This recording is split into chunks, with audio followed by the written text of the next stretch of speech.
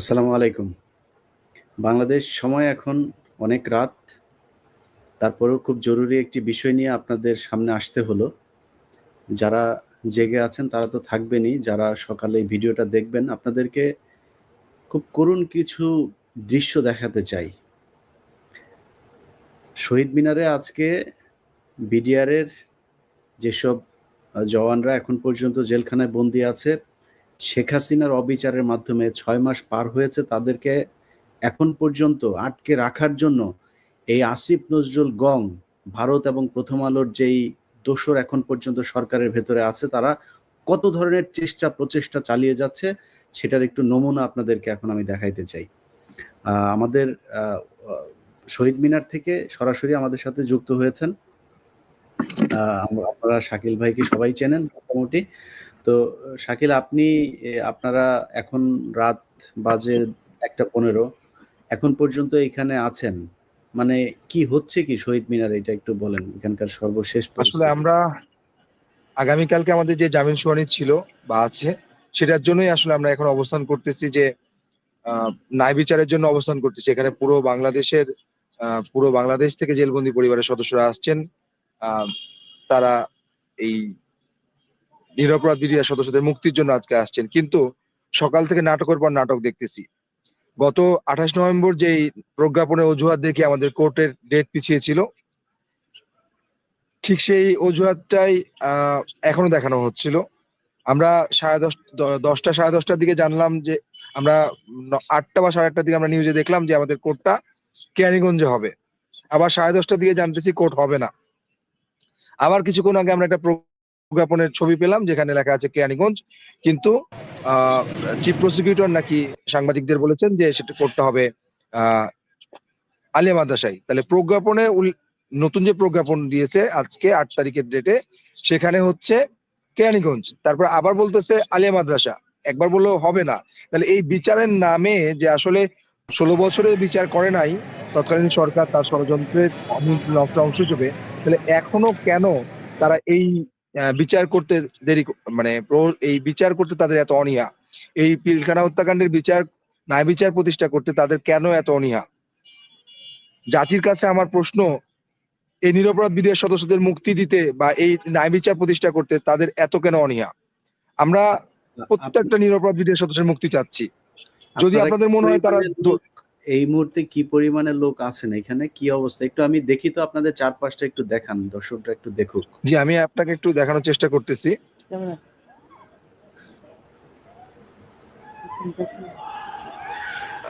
আমাকে কি দেখা যাচ্ছে কিনা আমি জানি না। জি জি জি, ঠিক আছে, আপনি আমাদের এইভাবে এখানে শহীদ মিনারে দেখেন, পুরো বিডিআর এর জেলবন্দি পরিবারের সদস্যরা তারা দেখেন এই খোলা আকাশের নিচে শুয়ে আছে। তাদের সাথে যে অবিচার করা হয়েছে, বিচারের দাবিতে তারা আজকে এইখানে অবস্থান করতেছে। দেখেন, আসলে আমরা কোন জায়গায় আছি আমরা জানি না। এই বিচারের জন্য আজকে আমাদেরকে শহীদ মিনার অবস্থান করতে হচ্ছে, যেখান থেকে জুলাই বিপ্লবের ডাক দেওয়া হয়েছিল সেখানে আমরা আবার এসে পৌঁছাইছি এই ন্যায় বিচারের জন্য। আমরাও চাই পিলখানা হত্যাকাণ্ডের ন্যায় বিচার প্রতিষ্ঠা হোক, আমরাও চাই পিলখানা হত্যাকাণ্ডের যে শহীদদের বিচার হোক। কিন্তু এই বিচারের নামে যে প্রহসন হচ্ছে, বিচার করতে যে অনীহা, বিচার করতে যে বারবার শুনানির পিছাচ্ছে, এটার অজুহাত কি? এবং রাত 10টা সাড়ে 10টা বিভিন্ন সময়ে যে তারা বিভিন্ন সময় পরিচালিত করতেছে, তারা আসলে কেন করতেছে জানি না। তাহলে আমাদের আইনজীবীরা কোথায় যাবে, কোন কোর্টে যাবে, কিভাবে যাবে, সেই বিষয়গুলো কি হবে? আমরা তো আসলে আমরা আইন আদালত আর বুঝি না। আমরা চাই প্রত্যেকটা মানুষের মুক্তি, নিরপরাধ বিডিআরদের মুক্তি চাই। তাদের সাথে যে ইনজাস্টিস হয়েছে তাদের সে জাস্টিস আমরা ফিরে পেতে চাই। দেখেন পুরো শহীদ মিনারের কি অবস্থা দেখেন। আজকে আমরা শহীদ মিনারটা আপনাকে দেখাতে চাই। আমরা শহীদ মিনারে এখন অবস্থান করতেছি। দেখেন এখানে সবাই কিভাবে অবস্থান করতেছে, দেখেন কি দুর্বিষহ ভাবে। ওইদিকে জেলখানায় তারা শুয়ে আছে এভাবে দুর্বিষহ ভাবে, এখানে বাইরে তাদেরকে এভাবে তার পরিবারগুলোকে শুয়ে দেওয়া হয়েছে। আমরা আমাদের বাবাদের মুক্তি চাই। আমরা চাই ন্যায় বিচার প্রতিষ্ঠা হোক। আমি আসিফ নজরুল স্যার সহ আমি আমার কাছে আমার জানতে ইচ্ছে করে যে আসলে এই যে আইন মন্ত্রণালয় এই প্রজ্ঞাপন দিতে এত লেট করলো কেন, বা এই প্রজ্ঞাপন দিয়ে রাতে আবার কেন চেঞ্জ করতেছে, এটা আসলে কি কারণে হচ্ছে, কোন অজুহাতে হচ্ছে, কেন হচ্ছে, সেটা আপনাদের কাছে জানার ইচ্ছে আমাদের। আমরা চাই আগামীকালকে কিভাবে আপনারা কোর্টের ব্যবস্থা করবেন বা কিভাবে জেলবন্দীদের মুক্তি দিবেন সেটা আপনাদের বিষয়। আমরা মানবতার কোর্টে আপনাদেরকে দিয়ে দিচ্ছি, আপনারা সবাই আমাদের জন্য মুক্তির ব্যবস্থা করবেন।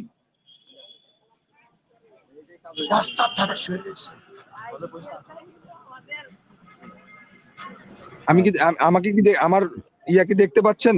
জি, আপনার আপনার ভিডিও আমরা দেখছি শাকিল, আপনার ভিডিও দেখছি। জি, আমাদেরকে আমরা দেখান। খোলা আকাশের নিচে সৃষ্টিকর্তার কাছে বিচার চাচ্ছি, বাংলাদেশের বিচার বিভাগের কাছে আমরা বিচার চাচ্ছি, আমরা মাননীয় আদালতের কাছে বিচার চাচ্ছি, আমরা মাননীয় উপদেষ্টার কাছে বিচার চাচ্ছি, আমরা মাননীয় আইন উপদেষ্টার কাছে বিচার চাচ্ছি। আমাদের ন্যায় বিচারটা ফিরিয়ে দেন দয়া করে।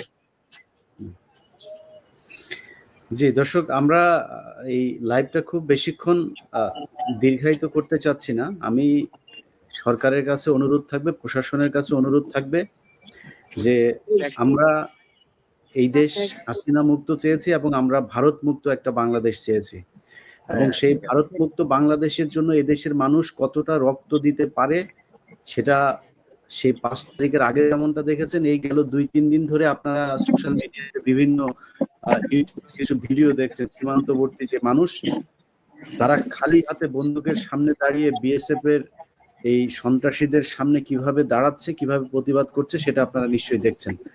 অতএব আমি মনে করি এই দেশের মানুষ এই আমাদের স্বাধীনতা রক্ষার জন্য যদি জীবন দিতে হয়, তারা জীবন দেওয়ার জন্য প্রস্তুত।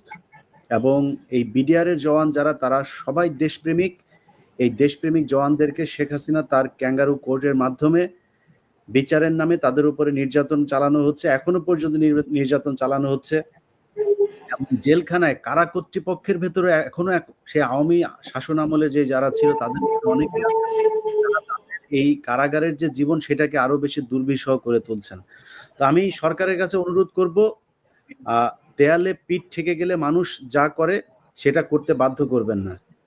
আজকে যারা এসছে, এখনো পর্যন্ত সময় আছে। যদি কোনো ধরনের কোনো ষড়যন্ত্র মাথায় থেকে থাকে তাহলে সেটা ছেড়ে ফেলবেন। এবং আদালতের সময় এখনো শুরু হতে আরো প্রায় 7-8 ঘন্টা সময় বাকি আছে সকাল হতে। আপনারা তার মধ্যে যদি কোনো ধরনের ষড়যন্ত্র করার ইচ্ছা থাকে সেটা করবেন না, কারণ যারা এখানে এসে শুয়েছে তাদের যদি বুকে গুলিও চালান, এরা ঢাকা থেকে ফেরবে না তাদের পরিবারের লোকজনকে না নিয়ে। অতএব আমি মনে করি যে বিডিআরের এরা বিচার চায়, এরা কারোর সহায়তা, কারোর অনুগ্রহ, কারোর দয়া করুণা এসব চায় না, তারা বিচার চায়। বিচারের মাধ্যমে যদি তাদের ফাঁসি হয়, ফাঁসি দিয়ে দিবেন। কিন্তু শেখ হাসিনা যাদেরকে বিচারের আওতায় নিয়ে আটক করে জেলখানায় নির্যাতন করে 5 বছর 10 বছরের যাদের সাজা হয়েছে তাদেরকেও 15 বছর আটকে রেখে যেই পদ্ধতিতে বিচার করেছে, শেখ হাসিনার কোনো বিচার আমরা মানি না। এই সরকার বিচার করুক, বিচার করে তাদেরকে আবারও যদি প্রয়োজনে আটক করুক, জিজ্ঞাসাবাদ করুক, ফাঁসি দেক, জেল দেক, যা ইচ্ছা দেক, কোনো সমস্যা নাই। কিন্তু এই সরকারকে সেই বিচারটা করতে হবে, সেই বিচার পাওয়ার সুযোগটা তাদেরকে দিতে হবে। আমি মনে করি আসিফ নজরুল কম, তারা এই বিচারের পথটাকে একটা অন্তরায় তৈরি করার জন্য তারা নানাভাবে পায়তারা করছে। কিন্তু আমি এই সরকারকে বলে দিব যে এটা করে আসলে লাভ হবে না। বিডিআর হত্যাকাণ্ডের বিচার যেমন হবে, এই দেশে বিডিআরের জওয়ানদের সাথে যে ধরনের অবিচার করা হয়েছে সেটার সাথে যারা সম্পৃক্ত তাদেরও বিচার হবে। যদি আসিফ নজরুল মনে করে থাকেন যে আপনি যা মনে চায় তাই করবেন, আপনাকে কেউ কিছু করতে পারবে না, যদি প্রয়োজন হয় এই বিডিআরের সদস্যের যারা পরিবারের লোকজন আছে তাদেরকে নিয়ে এক দফা আসিফ নজরুলের পদত্যাগের দাবিতে আন্দোলন তৈরি করা হবে। সো আপনাকে আমরা খুব সম্মানের সাথে বলছি, আবারও বলছি, অনেক রাত 1:30 বাজে। এই 1:30 বাজে আপনি দেখছেন যে এই জায়গায় কিভাবে মানুষজন আপনার ঘরের কাছে এসে এভাবে শুয়ে আছে। সরকারের কোনো একজন, আমি কিছুক্ষণ আগে জিজ্ঞেস করলাম যে কেউ আসছিল কিনা, কেউ আসেন না। আপনারা সময় পান না একটু এসে এদেরকে বোঝানোরও সুযোগ পাইলেন না যে ভাই আপনারা যান, বাসায় গিয়ে চলে যান, আমরা সকালে দেখছি। এটা গায়ে লাগে না? সিনেমা দেখতে যাইতে সময় পান, এখানে আসতে সময় পান না? না, দেখানো হবে মজা। আপনারা যেইভাবে যাইতে চান সেইভাবেই যাবে। এই দেশের প্রতিটা মানুষ বিডিআরের পরিবারের পাশে আছে। যা দিয়ে প্রয়োজন হয় তা দিয়ে তাদের সাথে থাকবে। আপনারা যারা এখানে আছেন, আপনাদের উদ্দেশ্যে শুধু এতটুকু বলবো যে যেই কষ্ট করছেন সেই কষ্টের সাথে হয়তো আমরা আপনাদের কষ্টটা নিতে পারবো না, কিন্তু আপনাদের সাথে বাংলাদেশের মানুষের দোয়া আছে, তাদের সমর্থন আছে। তারা আপনাদের পাশে যেইভাবে প্রয়োজন, যা প্রয়োজন সেটা দিয়ে আপনাদের সাথে থাকবে ইনশাল্লাহ। কালকের দিনটা পর্যন্ত আমরা অপেক্ষা করি। এরপরে পরবর্তীতে আপনারা যে পদক্ষেপ নিতে চান, যেভাবে আপনারা এটা নিয়ে আহ, আহ, কি বলবো যে রাজপথে থাকতে চান, আপনাদের সাথে আমি অন্তত আমার জায়গা থেকে আমি একাত্মতা প্রকাশ করছি এবং আমার বিশ্বাস বাংলাদেশের মানুষও আপনাদের সাথে থাকবে। তো আমরা আজকের জন্য এখান থেকেই শেষ করি। আজিজ ভাই, আপনি কিছু বলবেন? জি বলেন। জি, আসসালামু আলাইকুম। ভাইয়া, মূল বিষয়টা হচ্ছে যে এখানে দেশবাসী এবং বিশ্ববাসী সবাই জানে যে এটা একটা ষড়যন্ত্র শিকার হয়ে এই মামলা করা হয়েছে। এই বাহিনীটাকে ডিভাইড করা হয়েছে, আলাদা করা হয়েছে ষড়যন্ত্রের মাধ্যমে। ষড়যন্ত্র করা মামলা কিভাবে এখনো চলমান থাকে এটা প্রত্যাহার চাই। কমিশনের কাজ কি?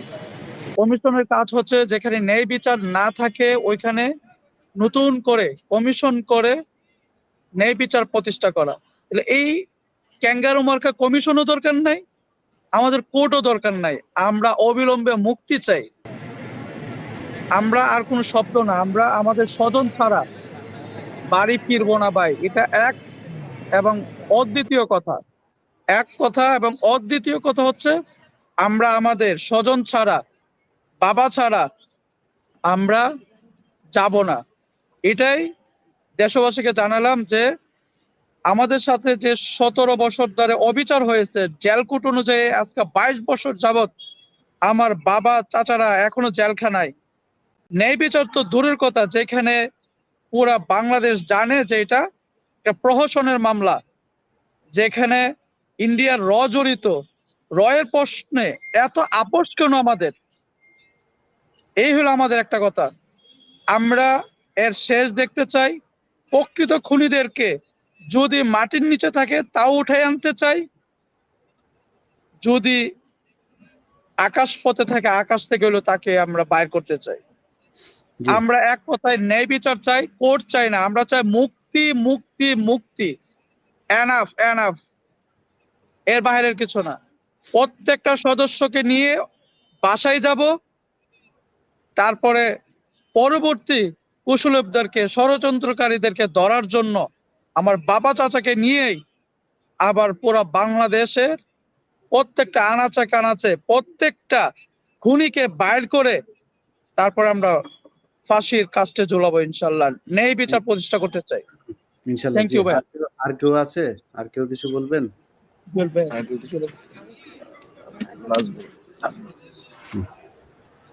আসসালামু আলাইকুম স্যার। আসসালাম। আমরা মূলত 16 বছর ধরে বিনা অপরাধে চাকরি যাওয়ার পরে অনবেতর জীবনযাপন করতেছি। আমাদের সন্তান নিয়ে একবারে রাস্তায় বসে গেছে স্যার। কি এক বিদ্রোহ তকমাদা দিচ্ছে, কিছু জানি না, শুনি না। পিলখানার বাইরে ছিলাম, কিছু বলতেও পারবো না। কোথাও গেলে একটা নিম্নমানের কোম্পানি চাকরি এটাও পাই না স্যার। একটা নাইট গার্ডের চাকরি করতাম, এখানকে আমাদেরকে বলে আমরা নাকি বিদ্রোহী। এখন স্যার বউ বাচ্চা নিয়ে পথে বসে গেছি। এখন স্যার এইভাবে মারাচ্ছে, আমাদেরকে মেরে ফেলেন, আমরা এটাই চাচ্ছি স্যার। আমাদের আর কিছু চাওয়ার নাই স্যার। আমাদেরকে সরকার বাহাদুর আমাদেরকে মেরে ফেলুক, এছাড়া আমাদেরকে স্যার বিদ্রোহ তকমাদেরকে আমাদের মুক্ত করা হোক।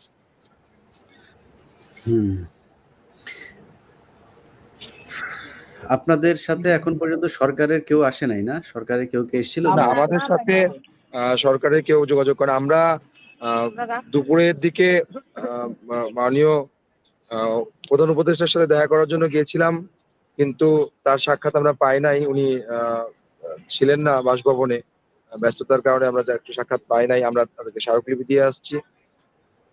আমরা ন্যায় বিচারের জন্য স্মারকলিপি দিয়ে আসছি।